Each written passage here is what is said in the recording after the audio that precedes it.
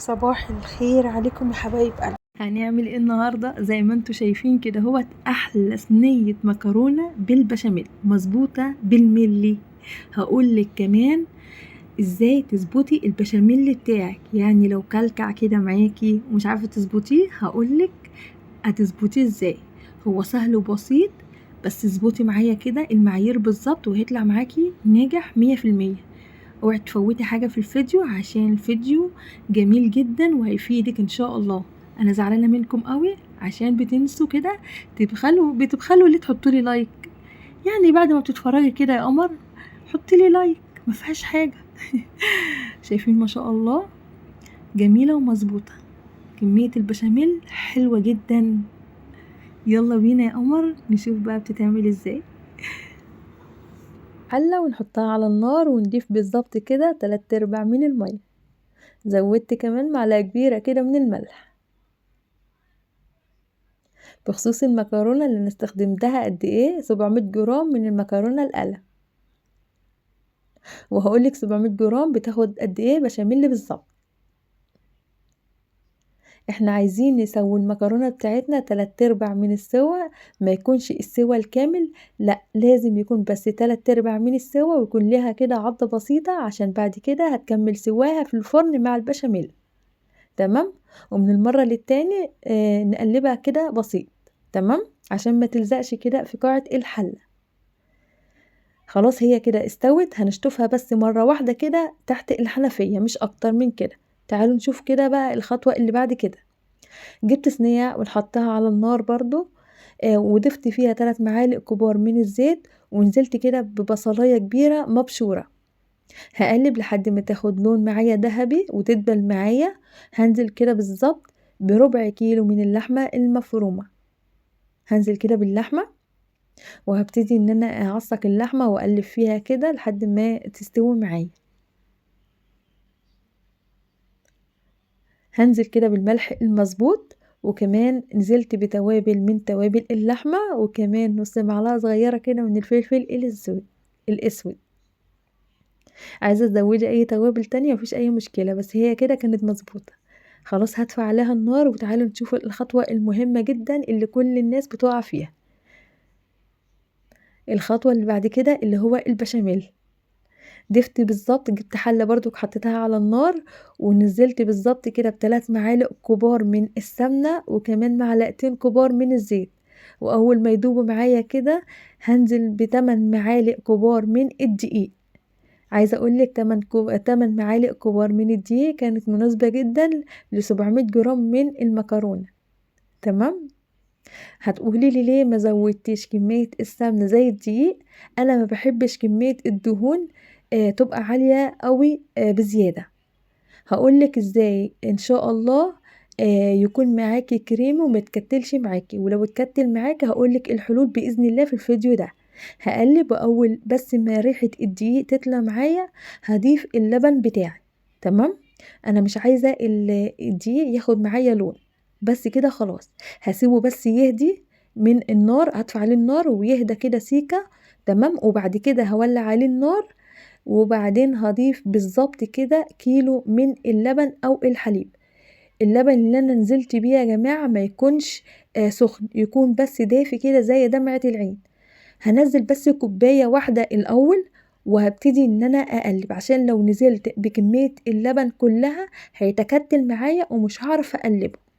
تمام. انا دلوقتي مولعة النار، هقلب كده لان كمية اللبن اللي انا نزلت بيها الاول دي هتحللي مشكلة التكتلات اللي في الدقيق. تمام. لان لو نزلت بيها كمية كلها مش هعرف ان انا احل التكتلات، شوية بشوية هنزل بالشكل ده، وهقلب ايد تقلب وايد تنزل اللبن. تمام. طب لو التكتلات دي ما اتحلتش معايا وطلع كريمي بالشكل ده هعمل ايه؟ مفيش اي مشكلة خالص، الحل بتاعها بسيط. هجيب الخلاط بتاعي وهنزل بكمية البشاميل بتاعي، تمام، في الخلاط، وهبتدي ان انا ازود كده نسبة من اللبن او الحليب. وهضرب كده اشغل الخلاط بتاعي ضربة او ضربتين او 3 بالكتير، وهتلاقيه فك معاكي وهيبقى كريمي بالشكل ده. تمام. ضفت كمان كوبايتين من المية. يبقى خدت معايا قد ايه بالظبط؟ خدت معايا كيلو من الحليب وكوبايتين من الميه. لو عندك شوربه ضيفي شوربه بدال الميه، تمام، مفيش اي مشكله خالص. هنزل طبعا بالملح المظبوط، وكمان معايا كده مكعب الدجاج، وكمان نص معلقه صغيره كده من الفلفل الاسود. عايزه اقولك ان الفلفل الاسود اللي انا نزلت بيه ما كانش مطحون قوي، انا بالنسبه لي مفيش اي مشكله خالص، تمام. واول ما يغلي كده معاكي او يبقبق، اتاكدي ان البشاميل او الدقيق بتاعك استوى خلاص. كده انا هطفي عليه النار، لان بعد ما بتطفي عليه النار بيتقل كده معاكي سيكه، تمام. شايفين القوام بتاعه؟ هو ده القوام المظبوط، لا تقيل قوي ولا خفيف. تعالي بقى اقولك عن التركه اللي انا دايما بعملها. التركه اللي ديت، جبتي الحله، الصينيه اللي انا هستخدمها، دهنتها كويس كده بالماده الدهنيه، وجبت 3 كوبشات كده ونزلت بيهم بالبشاميل في الصينيه اللي انا هستخدمها. عايزه اقولك ان التركه دي بتخلي المكرونه بتاعتك كده من فوق ومن تحت كده دايبه في البشاميل، اللي بتبقى جميله جدا، تمام. جبت كمان المكرونه بتاعتي اللي انا سلقتها، نزلت كده حوالي كده بتلات كوبشات كده كبار من البشاميل، ونزلت بيهم بالمكرونه وقلبتهم بالشكل ده. هبتدي ان انا اقسم المكرونه كده لنصين، لان اخد نص من فوق ونص من تحت، تمام كده. قسمتها كده وهاخد النص الاولاني وهبتدي ان انا انزل بيه على الصينيه والبشاميل اللي انا ضفته من تحت. جربي الخطوه او التركه دي مش هتندمي، لان جميله جدا. بتخلي كده بالظبط كده لما بتيجي تاكلي المكرونه بتاعتك بتخليها كده بتبقى دايبه وطعمها حلو قوي. هبتدي ان انا اظبطها على قد ما اقدر كده، ولو عايزه تظبطيها بايدك مفيش اي مشكله خالص. جبت اللحمه بتاعتي وابتدي برضو ان انا انزلها بالشكل ده واظبطها، بحيث ان كل قطعه كده من المكرونه بيبقى فيها قطعه كده من اللحم، تمام.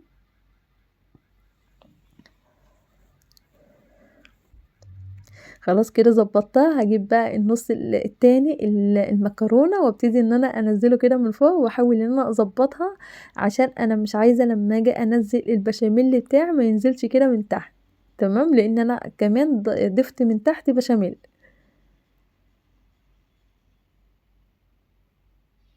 هحاول برضو ان انا اظبطها على قد ما اقدر، وهنزل بالبشاميل بتاعي.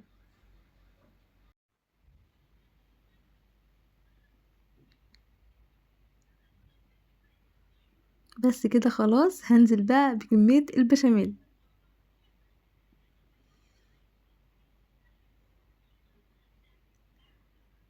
هحاول برضو ان انا اظبطها كده بالسبتيولا، او اخبط الصينيه بتاعتي كده خبطتين وهتتظبط معايا. تعالوا يلا بينا بقى نتكلم عن الفرن.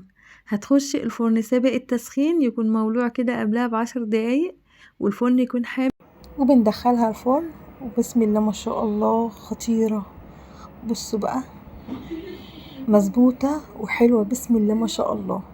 حبايب قلبي، ما تنسوش تعملوا لايك واشتراك للقناة عشان يوصل لكم جل جديد، وجربوها بألف هنا وشفا.